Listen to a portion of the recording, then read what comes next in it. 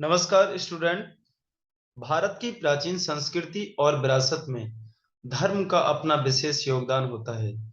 ऐसे ही दौर में 6वीं शताब्दी से सनातन धर्म के अंतर्गत भारत में अनेक स्थानों पर मंदिरों का निर्माण किया गया। यह मंदिर भारत में अलग-अलग शैलियों में बनाए गए थे। हम इस वीडियो के माध्यम से उन्हीं शैलियों को समझने का प्रयास करते हैं।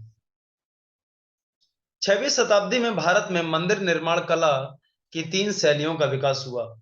नागर शैली, जो कि उत्तर भारत में विकसित हुई, द्रविड़ शैली, जो कि दक्षिण भारत में विकसित हुई, और मध्य भारत में नागर शैली तथा द्रविड़ शैली को मिश्रित करके बेसर शैली विकसित हुई। यह 3 शैलियां भारत में मंदिर निर्माण की महत्वपूर्ण शैलियां मानी जाती हैं। इन तीनों शैलियों में भारत में अलग-अलग डिजाइन में मंदिरों का निर्माण हुआ। जैसे नॉर्थ इंडिया में नागर शैली का विकास हुआ और माउंटेन से लेकर विंध्याचल पर्वतमाला तक विकसित हुई। ऐसे ही द्रविड़ शैली जो थी वो दक्षिण भारत में विंध्याचल माउंटेन से लेकर कन्याकुमारी तक विकसित हुई और मध्य भारत में जिस शैली का विकास हुआ वो बेस्तर शैली थी। ये 3 प्रकार के टेम्पल अलग-अलग डिजाइन में आपको दिखाई दे रहे हैं। ये तीनों ही अलग-अलग स्टाइल हैं आर्ट ऑफ टेम्पल की। आइए तीनों को एक-एक करके समझते हैं। नॉर्थ इंडिया में हिमालय माउंटेन से मध्य भारत में विंध्याचल माउंटेन तक डेवलप होने वाली स्टाइल को नागर स्टाइल के नाम से जानते हैं। नागर स्टाइल में बनाए गए मंदिर होते हैं और मंदिर के केंद्र में एक गर्भगृह होता है। गर्भगृह के सामने कुछ दूरी पर मंडप होता है। मंदिर के शिखर पर एक आमलक स्थापित किया जाता है, जो एक बहुत बड़े पत्थर को काट करके डिजाइन किया जाता है। इस आमलक के ऊपर एक कलश स्थापित किया जाता है, जैसे इस पिक्चर के माध्यम से आप देख रहे होंगे। यानी कि हम कह सकते हैं यहां से यहां तक जो आपको डिजाइन दिखाई दे रहा है, ये सारा आयताकार मंदिर का डिजाइन है। और इस आमलक के ऊपर कलश को स्थापित किया जाता है। मंदिर की शिखा के जस्ट सामने कुछ अंतराल पर वर्गाकार आकृति में जो आपको दिखाई दे रहा है, इसे मंडप कहते हैं और मंडप के थोड़े से आगे एक अर्ध मंडप होता है। अब वनडे एग्जाम में क्वेश्चन किस टाइप से पूछा जाएगा कि किस प्रकार की शैली में बनाए गए मंदिरों में मंडप हुआ करते थे, तो आप लगाएंगे नागर शैली में। या किस प्रकार की शैली के मंदिरों में शिखर पर आमलक का प्रयोग किया जाता है, आप लगाएंगे आंसर में नागर शैली। ठीक है ना। आइए देखते हैं नागर शैली में भारत में कहां-कहां प्रसिद्ध मंदिर हैं। ये सभी मंदिर उत्तर भारत में ही होंगे। देखो, जम्मू कश्मीर में एक राजवंश हुआ करता था, करकोता डायनेस्टी, और वहां के महान राजा थे ललितादित्य मुक्तापीर। उनके द्वारा सूर्य का मार्तंड मंदिर बनवाया गया। राजस्थान के माउंट आबू जिले में सोलंकी वंश के राजा भीमदेव प्रथम के द्वारा दिलवाड़ा के जैन मंदिर का निर्माण भी नागर शैली में किया गया। मध्य प्रदेश के छतरपुर जिले में चंदेल डायनेस्टी के शासकों के द्वारा खजुराहो में वैष्णव और जैन धर्म बनवाए गए। लगभग 30 से 40 चंदेल वंश की राजधानी हुआ करती थी उस समय। इसी खजुराहो में कंदरिया महादेव का मंदिर बहुत फेमस है। गुजरात के काठियावाड़ जिले में शिव का सोमनाथ मंदिर का निर्माण भी नागर शैली में हुआ है। इसी मंदिर को 1025 ईस्वी में महमूद गजनवी को सबसे ज्यादा धन संपत्ति प्राप्त हुई थी।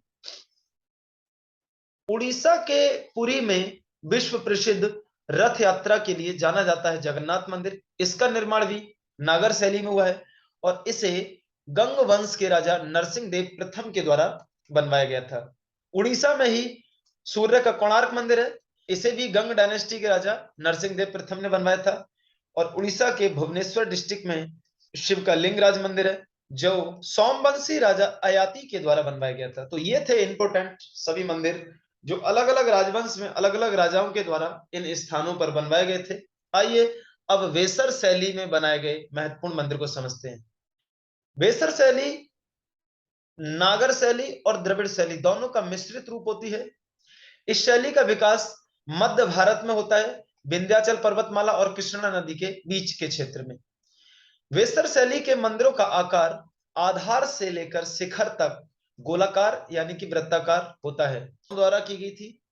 इस शैली के मंदिरों की संख्या भारत में बहुत कम पाई जाती है। ये मंदिर मुख्यतः कर्नाटक और महाराष्ट्र वाले क्षेत्रों में प्राप्त होते हैं। देखिए, आपको बताया गया था कि नॉर्थ इंडिया में जो शैली डेवलप हुई वो हुई थी नागर स्टाइल। उसके बाद सेंट्रल इंडिया में जो स्टाइल डेवलप हुआ वो था, इंडिया में जो स्टाइल डेवलप हुआ वो था द्रविड़ स्टाइल। तो जो बेसर स्टाइल है ना, ये नागर स्टाइल और द्रविड़ स्टाइल दोनों का कॉम्प्लेक्स है, मिला जुला है सेंट्रल इंडिया में। तो जो बेसर स्टाइल के टेंपल मिलेंगे उनमें नागर और द्रविड़ दोनों स्टाइल के यूज देखने को मिलेंगे। आइए देखते हैं, जैसे जैसे ये एक टेंपल दे रखा है, देखो इसका जो नीचे का एरिया है ना, ये जो नीचे का एरिया है और ये वाला एरिया है ना, ये कहलाता है, जिसको बोलते हैं हम खासतौर से द्रविड़ शैली में, जहां पर सभा हुआ करती थी और जिसको गोपुरम के बाद में एक बहुत ही प्रसिद्ध नाम से जाना जाता था। और ये जो सभा थी ना, इसको हम खास तौर से जिस नाम से जानते हैं उस नाम को कहा जाता है जगमोहन, यानी कि जगमोहन गोपुरम, ठीक है ना। और उसके ऊपर बनाया गया यह मंदिर जो है ये नागर स्टाइल में। तो नागर स्टाइल तो नॉर्थ इंडिया का है, लेकिन गोपुरम और जगमोहन का है। अब ऊपर नागर शैली स्टाइल है, नीचे द्रविड़ शैली है, तो ये दोनों को मिलाकर क्या बन गया, बेसर स्टाइल, ठीक है ना। अब देखते हैं बेसर स्टाइल के फेमस कौन कौन से टेंपल है। देखो, एलोरा का कैलाशनाथ मंदिर जो महाराष्ट्र के औरंगाबाद में एलोरा की गुफाओं में स्थित है, ये बेसर शैली में बनाया गया मंदिर है और इसे राष्ट्रकूट वंश के राजा कृष्ण प्रथम द्वारा बनवाया गया था। इन्हीं गुफाओं में दशावतार मंदिर है, इसे भी राष्ट्रकूट वंश के फाउंडर राजा दंती दुर्ग द्वारा बनवाया गया था। मथुरा का वृंदावन में वैष्णव मंदिर बहुत ही ज्यादा फेमस है, ये यूपी का। यानी कि ये तीन टेंपल जो मिलेंगे भारत में, ये बेसर शैली के बने हुए देखें। अब इसके बाद आप दक्षिण भारत में मंदिर निर्माण की जिस कला का विकास हुआ उसे द्रविड़ स्टाइल कहा जाता है। देखो, साउथ इंडिया में कृष्णा रिवर से कन्याकुमारी तक डेवलप होने वाले स्टाइल को द्रविड़ स्टाइल कहते हैं।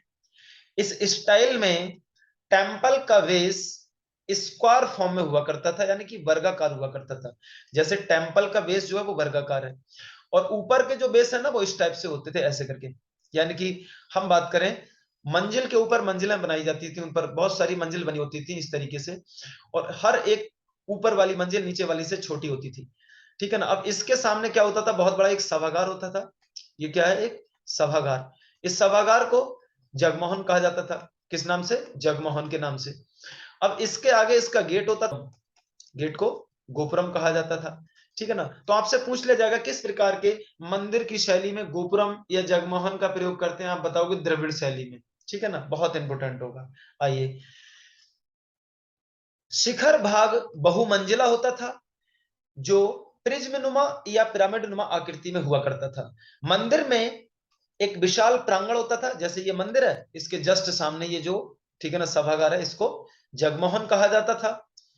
और जगमोहन यानी कि प्रांगण का जो मुख्य प्रवेश द्वार होता था उसे गोपुरम के नाम से जाना जाता था। ये जो गेट होगा ना ये गोपुरम कहलाएगा। जैसे नीचे एक पिक्चर है, इसको मैं समझाता हूं। देखो, ये बच्चों टेंपल है और टेंपल की जो आकृति बनी हुई है ना, ये किस शेप में, पिरामिड का जो एरिया आपको दिख रहा है ना इतना, ये एरिया कहलाता है सभागार और इस सभागार को जगमोहन कहा जाता है, ठीक है ना। और इसको क्या कहा जाता है, गोपुरम। तो गोपुरम, जगमोहन और मंदिर का शिखर, पिरामिड, ठीक है ना। ये तीनों वर्ड बहुत इंपोर्टेंट होंगे, इनको अच्छे से याद रखिएगा। अब देखते हैं कि साउथ इंडिया में बनाए गए कौन कौन सी फेमस टेंपल है। इस स्टाइल की शुरुआत कांचीपुरम के पल्लव डायनेस्टी में हुई थी, लेकिन इसका सबसे ज्यादा डेवलपमेंट चोल डायनेस्टी के राजाओं द्वारा किया गया था। दक्षिण भारत में तमिलनाडु का तंजौर डिस्ट्रिक्ट में स्थित बृहदेश्वर मंदिर द्रविड़ शैली में बनाया गया है और इसे चोल डायनेस्टी के राजा राजराज फर्स्ट के द्वारा बनाया गया था। ऐसे ही तमिलनाडु में के मदुरै में मीनाक्षी मंदिर, इसे पांड्य वंश के राजा कुलशेखर द्वारा बनाया गया है। तमिलनाडु के कांचीपुरम में कैलाशनाथ मंदिर, इसे पल्लव डायनेस्टी के राजा नरसिंह वर्मन सेकंड ने बनवाया था। इसी प्रकार तमिलनाडु के मामल्लपुरम या महाबलीपुरम का रथ मंदिर, इसे भी पल्लव डायनेस्टी के राजा नरसिंह वर्मन फर्स्ट द्वारा बनवाया गया था। और केरल का पद्मनाभ स्वामी मंदिर, ठीक है ना, ये सारे के सारे मंदिर द्रविड़ शैली में बनाए गए हैं। स्टूडेंट, इस जानकारी से संबंधित ये जो पीडीएफ है आपको मेरे Telegram channel Sunil sir GS world पर मिल जाएगा। और इस वीडियो को आप बहुत अच्छे से एक बार दोबारा से फिर देखने की कोशिश करना, क्योंकि इस टॉपिक से वनडे एग्जाम में क्वेश्चन पूछा ही जाता है। So thank you student.